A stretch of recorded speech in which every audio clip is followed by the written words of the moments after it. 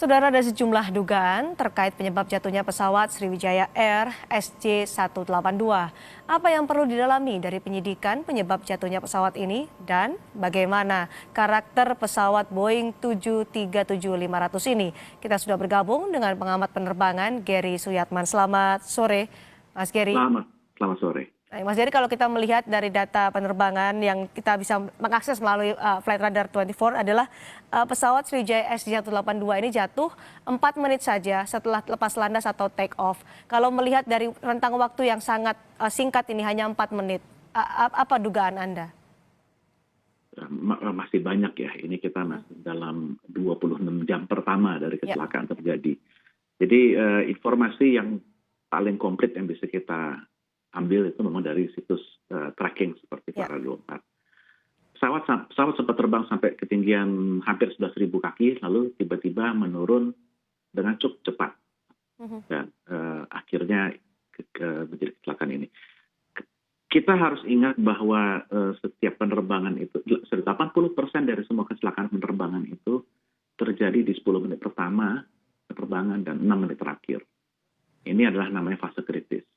Kalau 6 menit terakhir kan pesawat mau mendarat. Kalau 10 menit pertama dari lepas landas sampai 10 menit. Itu kenapa menjadi fase yang kritis? Karena mesin yang tadinya nggak nyala, dinyalakan, terus menggunakan tenaga yang minim, terus pas take off dia menggunakan tenaga yang maksimum, jadi baru mulai nyala sudah digunakan sepenuhnya. Terus juga bagi instrumen yang tadinya di darat, nggak bergerak, atau terbang harus memberikan informasi yang banyak. Terus juga dengan pilotnya, yang tadi di darat, lalu mengudara. Manusia ini kan ranahnya bukan di atas, kita di darat. Jadi ini periode di mana semuanya harus, banyak sekali yang harus dimonitor pada 10 menit pertama. Jadi kalau dari data yang kita lihat dari Para24, teori-teori yang seperti meledak atau mesinnya dua-duanya mati, itu kita bisa kesampingkan untuk sementara ini. Ada beberapa yang masih menjadi dugaan. Salah satunya adalah memang faktor cuaca.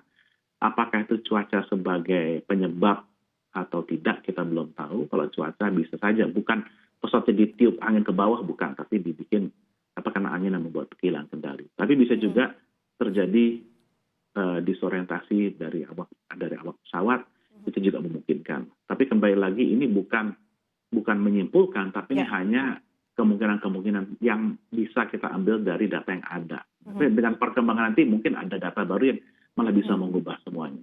Dari data yang ada, kalau kita melihat juga saat itu pilot diberikan izin untuk berada di ketinggian 29.000, tapi masih di ketinggian 10.000, kemudian drop menjadi 8.000 ke 5.000 hingga akhirnya jatuh di perairan Kepulauan Seribu ini, Mas Gary. Ya, betul. Itu Anda juga melihatnya bagaimana tuh? Kemudian ketika sudah diberikan izin, tapi terjadi hal seperti itu? Ya, yang jadi pertanyaan adalah ini sepertinya ada kehilangan kendali. Nah, kenapanya ini yang harus kita cari. Apakah ada kerusakan? Apakah kena angin yang sangat luar biasa? Atau memang faktor yang lebih alami, yaitu mungkin disorientasi. Kita belum tahu yang mana. Itu masih semua masih kemungkinan. Baik. Yang juga menjadi sorotan adalah ketika mengetahui usia pesawat ini lebih dari 26 tahun, 737-500 ini. Dikatakan ini sebenarnya tidak masalah usia seperti ini, asalkan perawatannya tercatat dan juga dalam perawatan yang baik. Tapi bagaimana bisa melakukan investigasi soal kelaikan terbang dari pesawat ini, Mas Gary? Kalau untuk mengecek kelaikan terbang itu bisa dicek dari dokumen kelaikannya. Jadi kalau melihat dokumen kelaikannya, kita lihat apakah maintenance-nya semuanya sesuai dengan apa yang harus dilakukan. Terus apakah ada penanganan hal-hal kerusakan-kerusakan yang di luar dugaan itu ditangani dengan baik dan benar. Itu semua pasti ada paper trail-nya. Itu nanti akan dilihat oleh KNKT, salah satunya. Tapi usia tidak berpengaruh, Mas Gary? Usia seharusnya tidak berpengaruh. Selama itu di-maintain dengan baik, pesawat itu tidak ada batas usianya. Biasanya pesawat diganti karena maintenance-nya jadi terlalu mahal atau teknologinya ketinggalan sehingga tidak boleh masuk ke ruang udara tersebut. Itu baik, tapi bukan hanya sekedar karena usianya. Oke, pesawat sejenis ini, Boeing 737-500 ini masih banyak digunakan juga di seluruh dunia? Untuk pantauan Anda, Mas Gary? 7.500 ini kan satu generasi dengan 7.300 dan 400. Jadi kalau kita gabungkan di 7.300, 400, 500 itu sudah tidak sebanyak dulu, tapi masih banyak yang menggunakan. Jadi kita di Indonesia memang secara psikologis rada alergi ya sama pesawat tua gitu, karena dari sejarah penerbangan sipil kita banyak sekali dulu kecelakaan karena pesawat tua. Tapi kembali lagi, kalau misalnya di-maintain dengan baik dan benar, itu sebenarnya nggak masalah. Selama ini dengan penggunaan Boeing 737-500 yang Anda sebutkan masih banyak digunakan di seluruh dunia, apakah ada problem-problem atau insiden yang menimpa? Problem insiden ada, tapi tidak dikarenakan oleh usia pesawatnya. Jadi kebanyakan kecelakaan itu kan beda-beda. Jadi banyak faktor ya. Banyak faktor, dan kita juga harus sadar bahwa memang penerbangan itu sangat berisiko, tetapi sistem manajemen keamanan yang dilakukan oleh industri ini bisa menghasilkan sesuatu yang sangat berisiko menjadi satu moda transportasi yang sangat aman gitu. Jadi kita harus bisa mampu memahami bahwa penyebab itu tidak semudah misalnya moda transportasi lain. Gitu. Ya. Oke, baik. Untuk mencari penyebab, karena banyak faktor, mencari penyebab jatuhnya pesawat Sriwijaya Air SJ182 ini kemudian bertumpu pada black box yang saat ini lokasinya sudah ditemukan oleh tim pencari. Jadi bagaimana nanti tahapan-tahapan investigasinya untuk bisa menemukan penyebab pasti secara tepat peristiwa jatuhnya pesawat Sriwijaya Air ini, Mas Gary? Yang pertama yang sudah dilakukan sampai saat ini adalah mengumpulkan semua dokumen yang ada terkumpul di perusahaan mengenai pesawat ini. Dan juga sudah mulai mengumpulkan informasi mengenai seputar keberangkatan dari pihak ATC dan dari pihak ground handling. Terus sekarang mereka sedang fase recovery puing-puing yang mungkin bisa menjadi clue dari kecelakaan ini. Nanti setelah si black box-nya diangkat, itu nanti akan di-download dan dilihat di katalog isinya apa aja, parameter apa yang terbaca, bagaimana behavior-nya. Kalau untuk cockpit voice recorder nanti percakapannya seperti apa. Itu nanti baru setelah itu semuanya dianalisa dari semua paper trail, dari maintenance sampai cockpit voice recorder, nada pilotnya seperti apa berbicara satu sama lain, apakah ada suara-suara yang beda, lalu ke parameter black box, itu semua dianalisa menjadi sebuah gambaran, skenario seperti apa, kejadiannya seperti ini, dan kemungkinan baru didaftarkan kemungkinan penyebabnya apa saja. Ada dua elemen penting dalam black box atau kotak hitam, adalah CVR dan juga FDR. Bagaimana dua elemen dari black box ini bisa mengungkap secara pasti apa yang terjadi di kokpit dan juga apa yang kemudian terjadi pada saat itu hingga bisa menggambarkan inilah penyebab dari jatuhnya pesawat Sriwijaya Air itu? Ya, flight data recorder itu kan bisa merekam dari ratusan hingga ribuan parameter tergantung dengan tipe pesawatnya ya. Pesawatnya makin baru, parameter yang direkam bisa makin banyak. Tetapi flight data recorder itu menceritakan apa yang sedang terjadi. Pesawatnya sedang miring seperti apa, atau sedang naik, sedang turun, kecepatannya berapa, sudut kemiringannya berapa, terus input yang dimasukkan oleh pilot seberapa besar, itu nanti ada direkam di situ. Tapi konteksnya bagaimana? Konteksnya kita dapatkan dari cockpit voice recorder. Kenapa begini? Jadi mereka berkomunikasi. Kenapa dia mendorong atau menarik kontrol kolomnya? Kenapa dia belok kiri bukan belok kanan? Itu pasti ada komunikasi antara kedua krunya. Itu menjadi konteks dari gambar yang diberikan oleh si FDR. Dari situ baru kita bisa melihat, oh ternyata begini. Dua-duanya, dua elemen penting itu harus ditemukan untuk bisa menggambarkan situasi atau menskenariokan situasi pada saat itu? Investigasi tidak harus ada flight data recorder dan cockpit voice recorder. Kita bisa menginvestigasi berdasarkan puing-puing dan cuman daftar kemungkinan penyebabnya ini kan masih banyak sekali. Justru gunanya FDR dan CVR itu untuk narrow, untuk kita mengerucut kemungkinannya apa. Maksud saya ketika mungkin ini dalam kondisi yang tertutup, karena dikhawatirkan kan pada proses pencarian tertutup lumpur, apakah harus ditemukan si VCR dan juga FDR-nya, atau misalnya ditemukan hanya satu komponen saja, itu bisa menjelaskan juga penyebab pastinya? Ya tentu dua-duanya, kalau bisa dapat dua-duanya lebih bagus. Gitu. Tapi paling tidak salah satu harus ada. Salah satu alasan menjadi penting. Betul. Kalau tidak ada dua-duanya ya hasil investigasinya tetap bisa jalan, tapi nanti kesimpulannya cukup terbatas. Oke. Serpian-serpian pesawat Anda sebutkan juga penting untuk bisa ditemukan, untuk bisa melihat penyebab dari atau membaca penyebab jatuhnya pesawat Sriwijaya Air SJ182. Tim juga sampai saat ini masih terus mengumpulkan serpian-serpian pesawat dibawa ke JICT. Sebenarnya bagaimana ini bisa digunakan untuk membangun skenario bahwa beginilah pastinya atau beginilah situasinya ketika pesawat Sriwijaya Air itu jatuh di perairan. Apa yang bisa dibangun dari puing-puing itu? Oke, contoh kayak tadi barusan ada gambar peleknya si pesawat, pelek ban pesawat. Itu salah satu piece logam yang paling kuat di pesawat. Kok bisa sampai retak, bisa sampai pecah seperti itu? Ini kan itu menggambarkan sesuatu. Lalu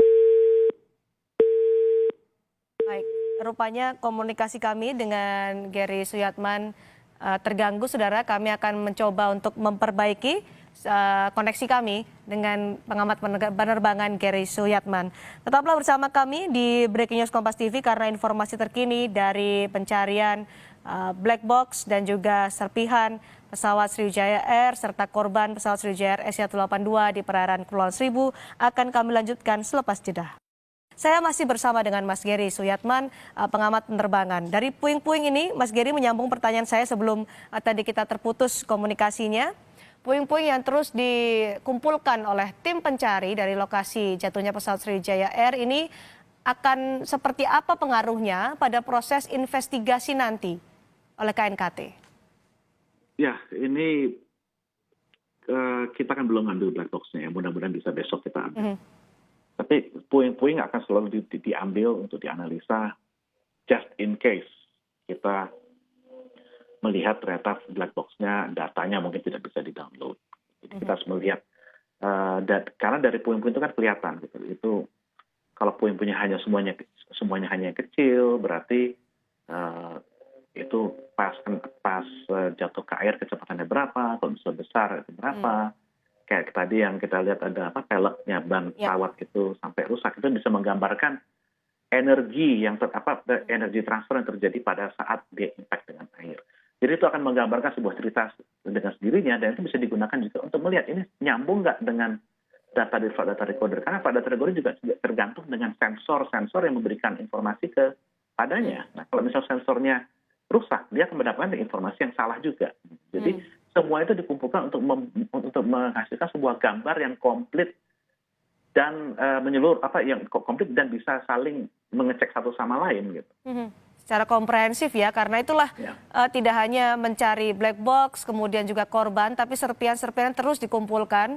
Tujuannya perannya itu ya, Mas Gary, untuk bisa menskenariokan seperti apa peristiwa atau kejadian itu pada saat Sriwijaya Air jatuh. Mas Gary, saya juga mendapat informasi bahwa FAA atau Otoritas Penerbangan Sipil Amerika pernah menerbitkan surat imbauan kepada maskapai di Amerika Serikat yang masih mengoperasikan pesawat Boeing 737 New Generation dan klasik seperti yang di Sriwijaya Air ini 737-500 bahwa ada dugaan korosi pada pesawat yang diparkir atau tidak digunakan lebih dari 7 hari. Mengingat saat ini pandemi, sempat juga ada larangan untuk bepergian menggunakan pesawat. Apakah ini berpengaruh pada peristiwa ini? Surat imbauan atau peringatan ini? Pasti komponen yang akan terpengaruh dengan surat imbauan tersebut akan dilihat secara cermat, akan dicari, ditemukan, akan dianalisa secara cermat untuk melihat apakah itu menjadi faktor atau tidak. Dan itu akan dilakukan terlepas dari flight data recorder-nya akan menghasilkan black box-nya akan menghasilkan apa, baik dari flight data recorder ataupun cockpit protocol. Jadi itu semua nanti akan membuat satu gambaran yang komprehensif. Kita belum tahu apakah ini menjadi pengaruh terhadap mesin. Kita melihat dari data yang ada itu kita masih saya ada beberapa analis juga masih melihat ini kayaknya nggak berhubungan, tetapi tentu pihak KNKT harus melihat itu untuk benar-benar bisa menjawab karena pasti akan ada masyarakat yang bertanya-tanya seperti itu. Tapi apakah ketika dalam surat imbauan itu dikeluarkan oleh FAA kepada maskapai Amerika Serikat ini menjadi bahan pertimbangan yang penting untuk bisa ketika saat melakukan investigasi oleh KNKT? Tentu. Dan itu juga disampaikan ke operator-operator Boeing 737 di negara lain, gitu. Tidak hanya terbatas di Amerika. Jadi tentu maskapai yang mengoperasi di sini juga akan melihat, dan itu mereka akan meng-cross check dengan prosedur storage, aircraft storage mereka. Ini apa yang mesti diubah dari prosedurnya untuk supaya bisa memenuhi imbauan tersebut. Berapa lama biasanya kita bisa mengetahui hasil dari investigasi yang dilakukan oleh KNUKT jika besok, tadi kan targetnya besok black box sudah bisa diangkat? Investigasi pasti ada 30 hari sebelum mereka mengeluarkan laporan awal. Laporan awal itu biasanya hanya isinya fakta apa yang mereka sudah temukan, baik di lapangan, dari black box, maupun dengan interview atau pengumpulan dokumen pesawat. Nanti dari situ mereka punya waktu sampai 12 bulan dari kecelakaan untuk mengeluarkan laporan akhirnya yang termasuk analisa penyebab. Jadi akan butuh waktu 12 bulan. Ini saya paham banyak masyarakat yang akan bilang kok lama banget. Ya. Tapi butuh diingat juga bahwa menganalisa ini tidak gampang, rumit, banyak sekali yang harus dipertimbangkan dan memang butuh waktu. Indonesia dengan 12 bulan ini sudah salah satu yang paling cepat di dunia. 12 bulan itu tahapan-tahapan seperti apa, Mas? Tadi disebutkan 1 bulan pertama dalam mengumpulkan data sebanyak-banyaknya untuk bisa mendapatkan informasi secara komprehensif. Berikutnya sampai 12 bulan kemudian hingga akhirnya diketahui apa penyebabnya, apa saja tahapannya? Itu pasti analisa. Jadi mereka melakukan analisa teknis, analisa cuaca, analisa survivability dari kecelakaannya, dan analisa performa pilot. Semuanya akan dicek satu persatu. Satu persatu untuk mendapatkan informasi secara detail ya, Mas Gary. Baik, terima kasih Mas Gary Suyatman telah bergabung bersama kami di Breaking News Kompas TV terkait dengan jatuhnya pesawat Sriwijaya Air SJ182. Terima kasih. Dan tetaplah bersama kami saudara, Breaking News Kompas TV masih akan kembali selepas jeda. Tetap di Kompas TV.